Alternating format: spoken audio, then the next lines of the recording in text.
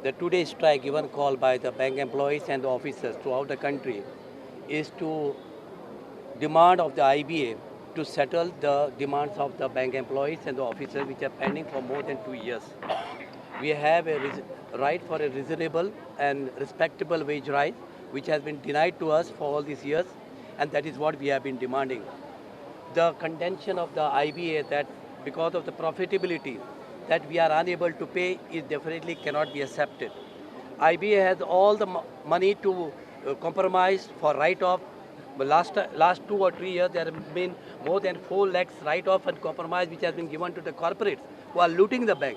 And these bank employees and officers who contribute to the growth of the nation, who contribute to the welfare of the nation, they are being deprived.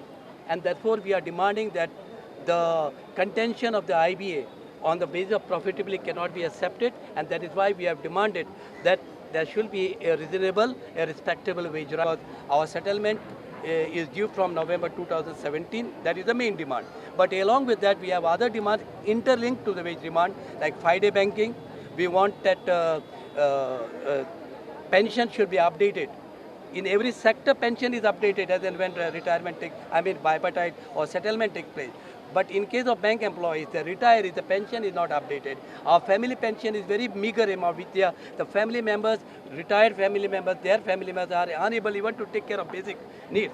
Today, the cost of living has gone up, the cost of education has gone up, the cost of hospitality has gone up. And to compensate that, at least there should be a decent wage rise. That is what we are demanding.